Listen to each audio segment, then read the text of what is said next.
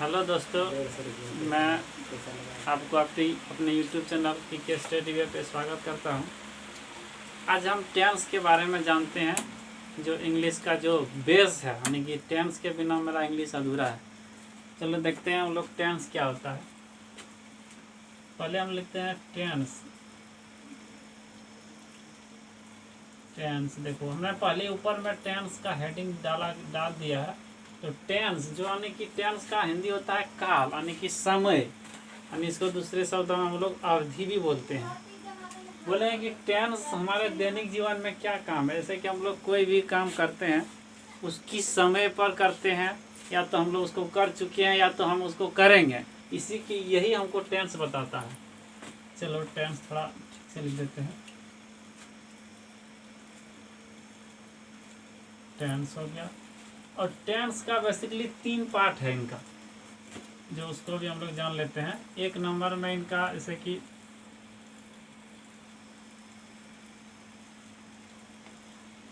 एक नंबर में इसको हम लोग प्रेजेंट टेंस बोलते हैं। जो कोई काम वर्तमान में होता है, यानी कि प्रेजेंट, इसका हिंदी होता है वर्तमान काल।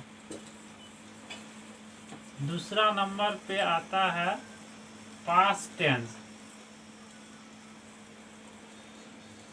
पास्ट टेंस इसका हिंदी क्या होता है, यानी कि भूतकाल, यानी जो काम बीत चुका है, भूतकाल। और तीसरा नंबर पे आता है फ्यूचर, हमने यानी कि जो हम लोग लक्ष्य को कोई लक्ष्य निर्धारित करके हम लोग आगे बढ़ते हैं ना, वही यही है फ्यूचर, यानी कि आगे। इसका हिंदी होता है भविष्य का।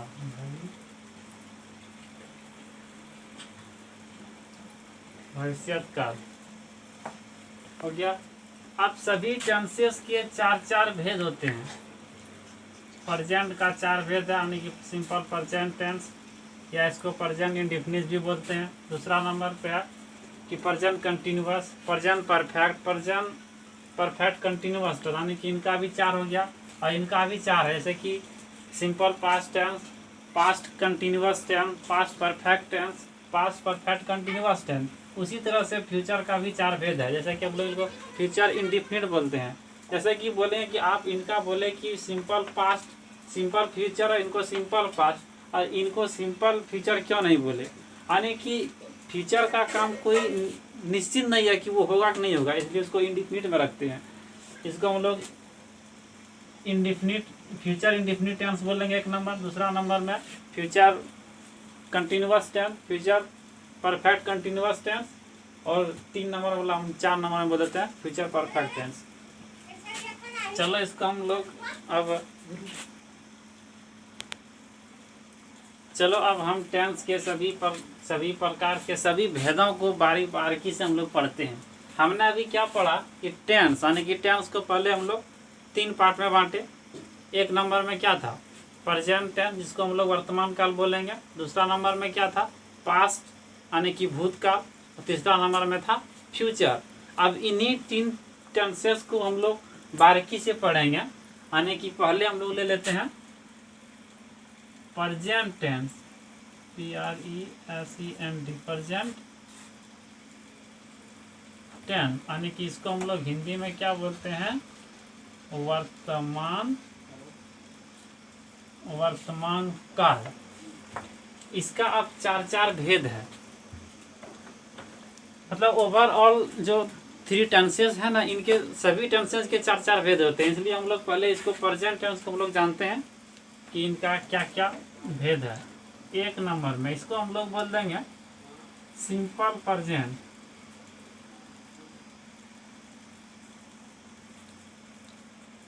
सिंपल प्रेजेंट, या तो इसको हम लोग प्रेजेंट इंडेफिनिट भी बोल सकते हैं, इंडेफिनिट बोलते हैं। ये और ये एक ही है। चलो दूसरा नंबर में इसको हम लोग बोलते हैं प्रेजेंट कंटिन्यूअस।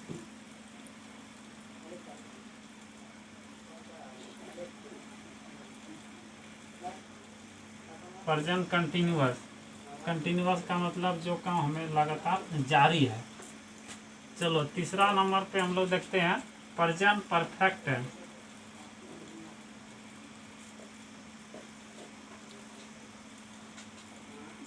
Present perfect. अब लोग टेंस से सभी में लिख सकते हैं, टेंस हो गया। अब लास्ट क्या बचा, प्रेजेंट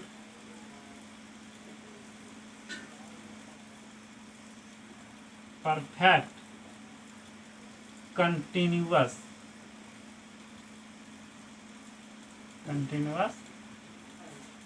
टेंस।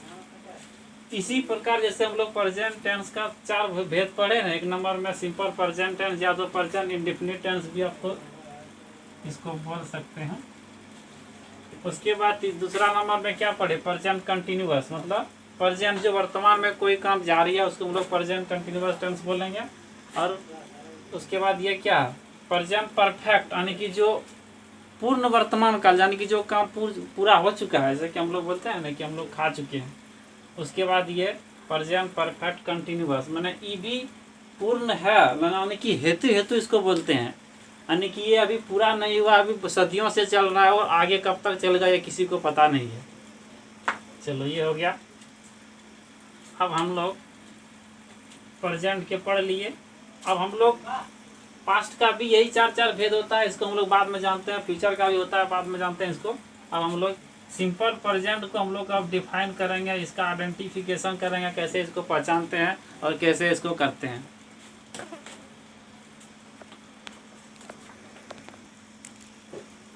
चलो अब हम सिंपल प्रेजेंट टेंस को, इसको कैसे पहचानते हैं और इससे संबंधित कैसे हम लोग इनका अनुवाद करते हैं इंग्लिश, हिंदी से इंग्लिश में, वही जानेंगे। देखो हमने लिखा है कि पहले इसमें लिख दिया है कि सिंपल प्रेजेंट टेंस, यानी कि इनका हिंदी होता है कि सामान्य वर्तमान काल, यानी कि जो वर्तमान में कार्य मतलब होता है, यानी जैसे कि हम लोग सिंपल से हम लोग कह सकते हैं कि सिंपल प्रेजेंट टेंस यानी कि एक हैबिट को बताता है। जैसे कि हम लोग सुबह उठते हैं, पढ़ते हैं, खेलते हैं, सोते हैं, पीते हैं, कोई भी काम हम लोग जो करते हैं उसको हम लोग सिंपल प्रेजेंट में ही करते हैं, यानी कि दैनिक जीवन का जो हम लोग दिनचर्या जो है हम लोग का डेली, ये सिंपल प्रेजेंट टेंस का ही है। चलो इसको हम लोग आइडेंटिफिकेशन करते हैं, यानी कि कैसे इसको, यदि किसी वाक्य में सिंपल प्रेजेंट का कोई वाक्य है तो उसको हम लोग कैसे अनुवाद करेंगे और क्या देख के हम लोग पहचान जाएंगे कि ये सिंपल प्रेजेंट टेंस का ही वाक्य है। चलो इसको पहचानते हैं। पहले हम इसका आइडेंटिफिकेशन कर लेते हैं। आइडेंटिफिकेशन यानी कि पहचान इसको करेंगे, इसका हिंदी होता है, यही लिख देते हैं पहचान। इसको हमें पहचानना है कि क्या देखने के बाद हमको पता चल जाएगा कि ये सिंपल प्रेजेंट टेंस का वाक्य है। चलो हम लोग बचपन में पहले पढ़ते थे कि किसी हिंदी वाक्य के मुख्य क्रिया के अंत में ता है, ती है, ते रहते हैं, तो इसको हम लोग सिंपल प्रेजेंट टेंस में पढ़ते हैं, वो आप लोग जानते होंगे। चलो हम लोग सिंपल हम लोग लिख देते हैं कि अंत में क्या रहेगा, अंत में क्या बोलेगा, किसके अंत में, यानी कि किसी वाक्य यानी कि मुख्य क्रिया के अंत में, अंत में ता है, ती है, ते हैं, यानी कि है के साथ यदि ता, यानी कि ता के साथ यदि है रहे तो इसको हम लोग सिंपल प्रेजेंट टेंस में हम लोग इसका अनुवाद करेंगे। चलो ये तो इसका पहचान हो गया कि अंत में जहाँ हम लोग ता है, ती है और ते हैं जैसे देख लेंगे तो समझ जाएंगे कि ये सिंपल प्रेजेंट टेंस का है, इसको हम लोग इसी में इसका अनुवाद करेंगे। चलो एक हम लोग इसका एक एग्जाम्पल ले लेते हैं।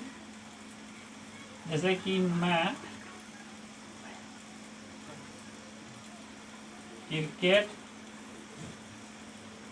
खेलता हूँ, देखो अंत में ता आ गया ना। चलिए अब ये तो हम पहचान लिए कि इसका हम लोग पहचान करने के बाद हम ये जानेंगे कि अब इसको कैसे बनाएंगे। चलो इसका स्ट्रक्चर दे लेते हैं, इसको बनाने का तरीका बोलते हैं स्ट्रक्चर, नहीं संरचना, ढांचा भी इसको बोल सकते हैं हम लोग।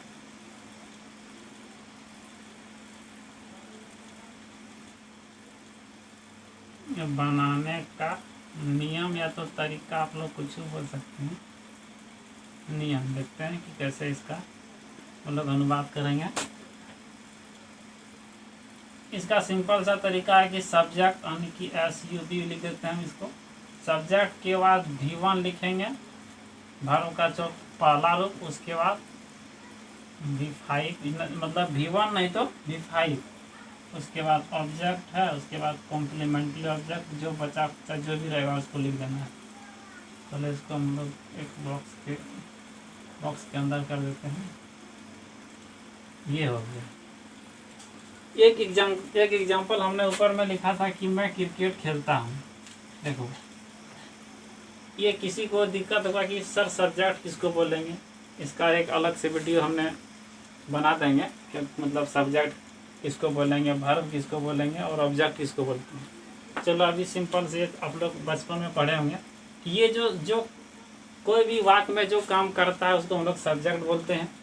और वर्ब क्या होता है कि जिससे काम करना या होना समझा जाए उसे हम लोग वर्ब बोलते हैं। और ये बीच में हम एक क्रिकेट जो लिखे हैं ना, इसी को ऑब्जेक्ट बोलते हैं। चलो इसका हम नीचे एक एग्जांपल लिख देते हैं कि लिखते हैं कि वह साइकिल चलाती है। चलो इसका हम लोग इसके बेस से इसको बनाएंगे, यानी इसको आधार मान करके इसका हम लोग अनुवाद करेंगे। जैसे कि देखो, इसमें ये जो है वह, इसको हम लोग बोलेंगे सब्जेक्ट, यानी कि एस, यानी कि वह का इंग्लिश क्या होता है। ये देखो, ये स्त्रीलिंग है इसलिए हमको, यानी कि फीमेल है इसलिए उसको हम लोग सी लिखना होगा। सी सब्जेक्ट लिख दिए। एस लिखने के बाद हमको वर्ब लिखना है। देखो वर्ब क्या है, मैं चलाना आने की कोई भी काम हम लोग, जैसे कि कोई गाड़ी चलाता है इसको, जैसे हम लोग ड्राइव जो ना बोलते हैं, सी ड्राइव, DRIVE। अब देखो ड्राइव, इसमें एस आने की V5 लग जाएगा। कैसे, ये थर्ड पर्सन का सिंगुलर फॉर्म है सी, इसलिए इसमें एस लगेगा। उसके बाद ऑब्जेक्ट लिखना है। ऑब्जेक्ट इसमें क्या है, साइकिल है, CYCLE साइकिल। ये हो गया। अब इसको भी बना ही लेते हैं। जैसे कि हमने क्या लिखा ऊपर में कि मैं, दूसरा कलर से इसको लिख देते हैं। जैसे कि लिखे है कि मैं क्रिकेट खेलता हूँ, तो मैं तो इसमें सब्जेक्ट हो गया, इसको हम लोग आई लिखेंगे इसका। उसके बाद सब्जेक्ट के बाद हमको तुरंत वर्ब चाहिए, तो वो वर्ब का देखना है कि कौन सा रूप देंगे। तो वर्ब का कौन सा रूप देंगे, ये हमारा सब्जेक्ट क्या कहते हैं, सब्जेक्ट बताएगा कि कौन सा वर्ब लिखना है, V1 लिखना है या तो V5 लिखना है। देखो यहाँ आई जो है ना, ये फर्स्ट पर्सन का सिंगुलर नंबर है, इसके साथ V1 लगता है, इसलिए हम लोग सब्जेक्ट के बाद वर्ब का पहला रूप लिखेंगे। जैसे आई लिख दिए सब्जेक्ट। चलो खेलना का क्या होता है, प्ले होता है, PLAY प्ले। अब किसी को ये दिक्कत है कि सर वर्ब 1 किसको बोलेंगे, यानी कि कोई भी इंग्लिश का जो वर्ड इंग्लिश में उसका जो होता है वही उसका वर्ब 1 है। चलो हमने आई लिख दिया कि सब्जेक्ट के बाद V1 लिख दिया। उसके बाद देखो ऑब्जेक्ट एक है, ओ है यहाँ जो, इसका होता है कि क्रिकेट का क्या होता है, क्रिकेट ही होता है, CRICKE क्रिकेट। चलो इसको हम लोग बना लिए। चलो ये जो स्ट्रक्चर हमने लिखा था, ये अफर्मेटिव सेंटेंस का स्ट्रक्चर था। कौन सा था, अफर्मेटिव, यानी कि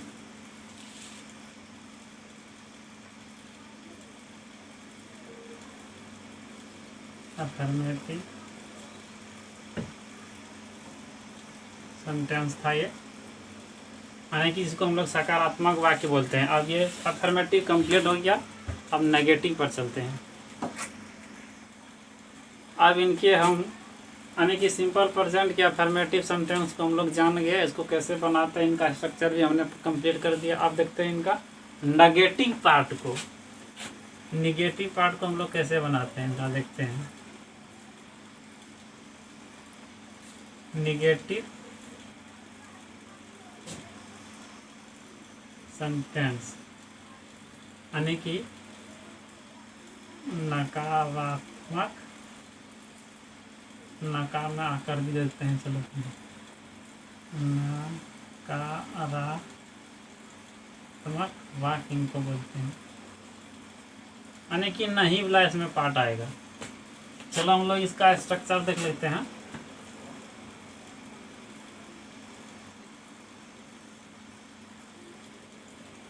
स्ट्रक्चर का मतलब बता चुके हैं कि जो बनाने का तरीका होता है, बनाने का नियम होता है, यानी कि ढांचा जो होता है।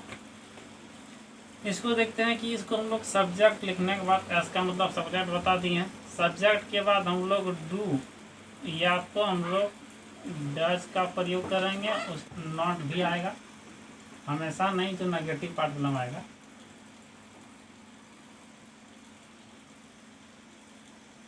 चलो आप लोग बोलते हैं कि इसमें V5 क्यों नहीं लिखे, यानी कि जिस भी मतलब सिंपल प्रेजेंट का पार्ट में जो डू डज का प्रयोग हो गया तो सोचो कि और काम आसान हो गया, यानी कि V1 का खेला V5 का काम खत्म, V5 लिखना ही नहीं है। ये डू डज जो था ना यही V5 खा गया। चलो अब इनका हम एग्जांपल देखते हैं। इसका नेगेटिव सेंटेंस का स्ट्रक्चर हमने क्या लिखा कि subject plus do does plus not, इसके बाद V1 प्लस ऑब्जेक्ट या कॉम्प्लीमेंट्री ऑब्जेक्ट। ठीक, चलो इसका एग्जांपल देखते हैं कि हम लोग वही एग्जांपल लेते हैं जो अफर्मेटिव में लिए थे। अफर्मेटिव में क्या लिए थे कि वह साइकिल चलाती है, तो इसमें हम लोग ले लेते हैं सेम इसका नेगेटिव पार्ट, जैसे कि वह साइकिल नहीं चलाती है।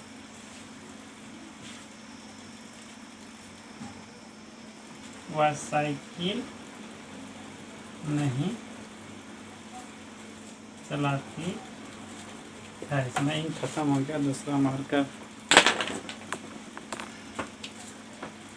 तो लिखे कि वह साइकिल नहीं चलाती है, तो इसका हम लोग देखते हैं कैसे ही बनेगा।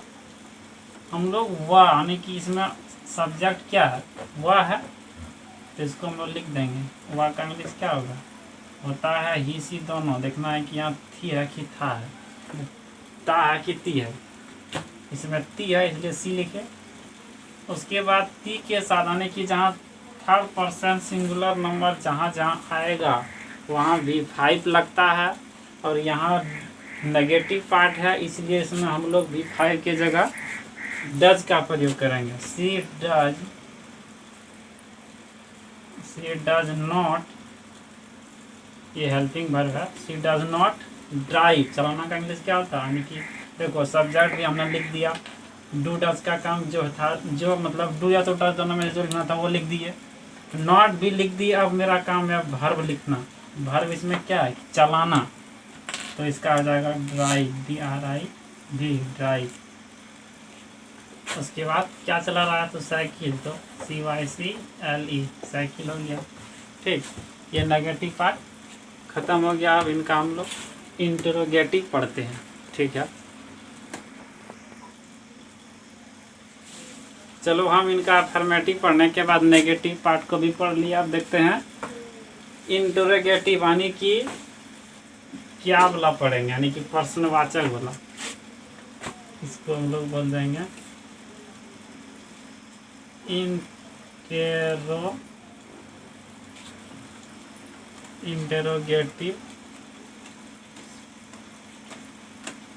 इंटरोगेटिव सेंटेंस, यानी कि इसका हिंदी क्या होगा, प्रश्नवाचक,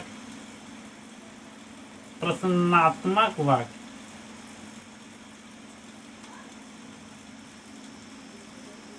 यानी कि इसमें प्रश्न करेगा।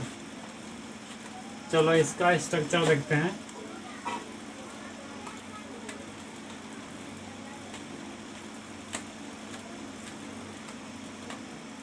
इसका स्ट्रक्चर क्या होता है कि यानी कि पहले हम लोग को डू या तो डज लिखना होगा, यानी कि इनके हेल्पिंग वर्ब को पहले लिख देंगे। डू डज के बाद हम लोग सब्जेक्ट लिखेंगे, सब्जेक्ट के बाद V1 आएगा, V5 तो डू डज तो पहले ही ले लिया है। उसके बाद हम लोग ऑब्जेक्ट देंगे, और कॉम्प्लीमेंट्री ऑब्जेक्ट देने के बाद एक हम लोग गलती करते हैं कि इसको भी छोड़ देते हैं, लेकिन इसको भी स्ट्रक्चर में ही इनको याद रखना है, इसको भी नहीं छोड़ना है, नहीं तो एग्जामिनर मेरा कभी कभी सेंटेंस को गलत कर देता है। चलो ये हो गया इनका स्ट्रक्चर, यानी कि इंटरोगेटिव का। अब इसका देख लेते हैं हम लोग एग्जाम्पल। आप देते हैं, जैसे देते हैं कि वे लोग,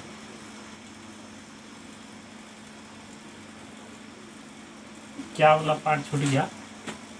लिखते हैं कि क्या वे लोग देवघर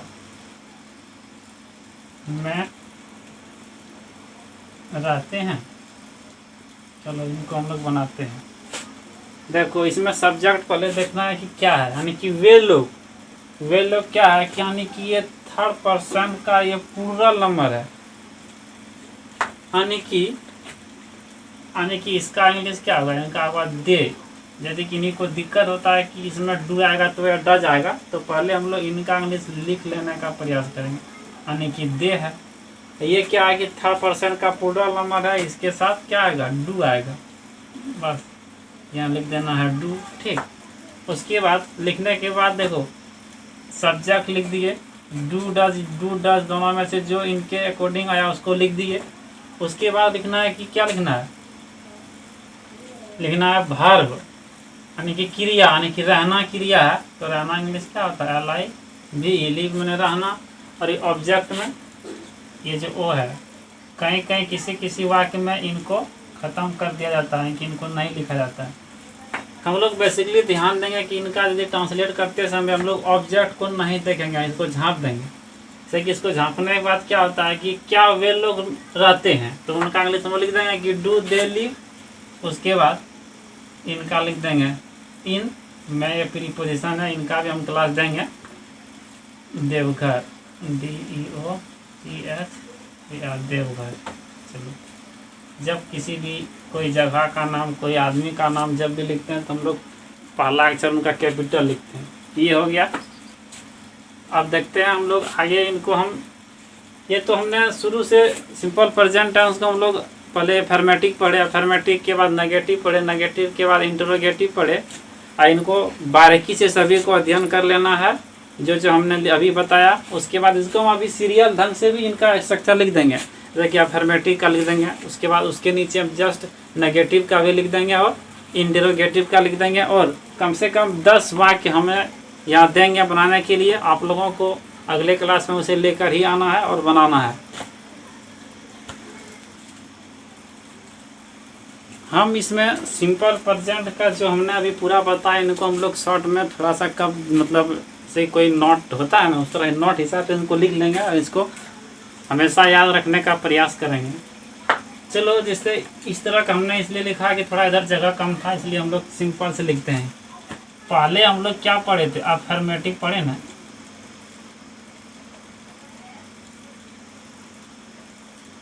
अफर्मेटिव यानी कि सकारात्मक जो था वह है, यानी कि इसका स्ट्रक्चर हम लोग देख लेंगे।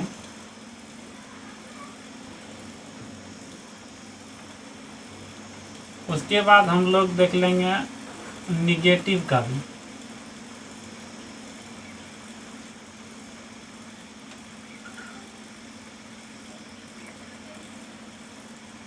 निगेटिव का भी स्ट्रक्चर हम लोग देख लेते हैं।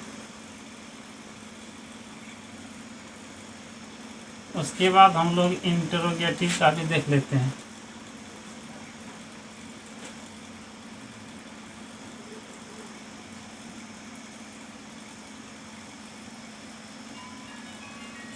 इंटरोगेटिव का स्ट्रक्चर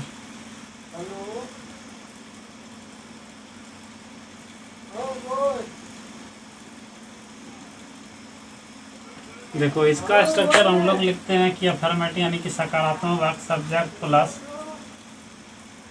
V1 या तो V5 प्लस ऑब्जेक्ट। चलो इसको हम लोग घेर देते हैं। उसके बाद नेगेटिव का क्या था कि डू या तो डज पहले लिखना था। उसके बाद सब्जेक्ट, ये हमने इंटरोगेटिव का लिख दिया, ठीक है। नेगेटिव का यानी कि सब्जेक्ट के बाद डू डज आएगा, प्लस आएगा, नॉट आएगा। उसके बाद V1, उसके बाद ऑब्जेक्ट कॉम्प्लीमेंट्री ऑब्जेक्ट, हमने जो बचा उसको आप बाद में लिख सकते हैं। ये हो गया। अब इंटरोगेटिव का भी देख लेते हैं।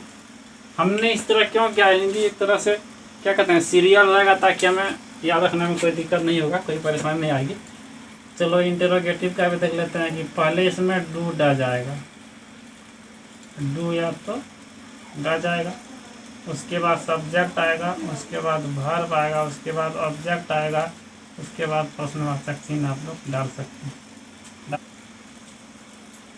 ठीक, चलो इनका एग्जाम्पल भी एक देख लेते हैं। लिखते हैं कि आप किताब पढ़ते हो। यहाँ लिख देते हैं कि आप किताब नहीं पढ़ते हो। चलो यहाँ लिखते हैं कि क्या आप किताब पढ़ते हो। चलो इनको हम लोग सभी का हम लोग बना लेते हैं, कैसे कैसे बनेगा। ठीक है, चलो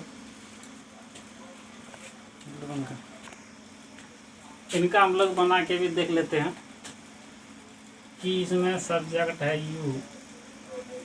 स्ट्रक्चर क्या कह रहा है कि सब्जेक्ट लिखना है, उसके बाद वर्ब लिखना है, यानी कि ऑब्जेक्ट को हमको पहले इग्नोर कर देना, यानी कि नज़रअंदाज कर देना है, देखना ही नहीं है। हम लोग सिंपल देखें कि आप पढ़ते हो। चलो सब्जेक्ट लिख दिए, उसके बाद हमको वर्ब चाहिए। वर्ब वो भी कौन वर्ब, यानी कि वर्ब 1 या तो वर्ब 5। तो हम लोग यहाँ ये मेरा सब्जेक्ट निर्धारित करेगा कि इसमें V1 लिखना है या तो V5 लिखना है। इसमें सेकंड पर्सन है, इसलिए इसमें आएगा हमेशा V1 आएगा। तो आप का यू लिख दिए, पढ़ना का क्या होता है READ रीड लिख दिए। अब मेरा बच गया क्या, ऑब्जेक्ट। ऑब्जेक्ट क्या है, किताब। अब इसको बाद में नहीं देना है, सिंपल सा बात है। ठीक है, ये हो गया। अब देख लेते हैं कि नीचे लिखे हैं इनका एग्जाम्पल कि आप किताब नहीं पढ़ते हो, यानी नेगेटिव पार्ट का है। चलो हम लोग सब्जेक्ट सेम लिखेंगे, जैसे यहाँ यू लिखे तो इसमें भी हम लोग यू लिख देंगे। ठीक, यू के बाद ध्यान देने बाद इसमें ये है कि जहाँ V1 आएगा वहाँ हमेशा डू आएगा। ये आप लोगों को ध्यान में रखना है। इसलिए जैसे कि यहाँ V1 आया था, यानी कि रीड का V1 V2 और V3 सेम होता है, यानी कि V5 थोड़ा अलग ऐसा होता है। चलो इनका देख लेते हैं कि यू डू नॉट लिख देंगे इनको हम लोग। इसको भी हम लोग बाद में लिखेंगे, अभी नहीं देखना हमको। सब्जेक्ट लिख दिए यू, ठीक है। डू लिख दिया, इनका हेल्पिंग वर्ब जो था, नॉट का नहीं का नॉट लिख दिए, उसके बाद पढ़ना का रीड लिख दिए, लास्ट में जो बच गया यानी कि बुक है उसको लिख दिए। ठीक है, अब नीचे वाला हम लोग देखते हैं।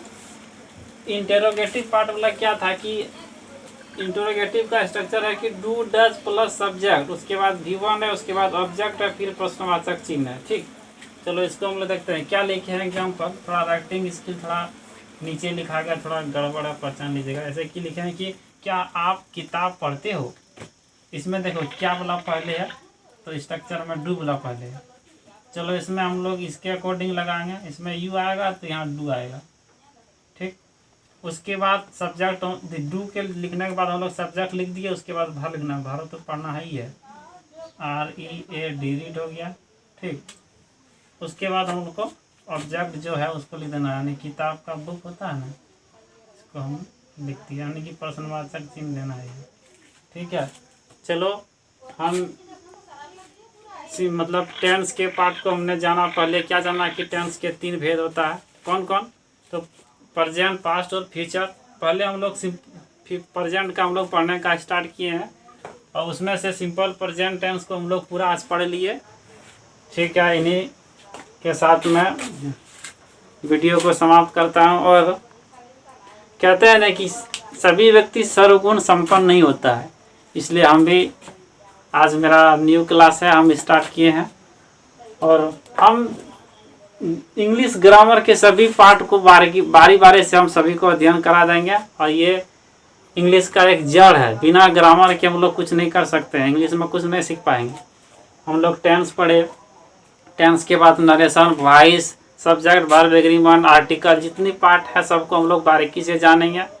और किसी भी इंग्लिश को हम लोग मतलब धीरे धीरे हम लोग बोलने भी सीख जाएंगे। ठीक है, इन्हीं के साथ मैं समाप्त करता हूँ। और ये वीडियो आप लोगों को यदि अच्छा लगा हो तो लाइक, शेयर और सब्सक्राइब करिएगा, थोड़ा सपोर्ट करने का भी कष्ट करिएगा।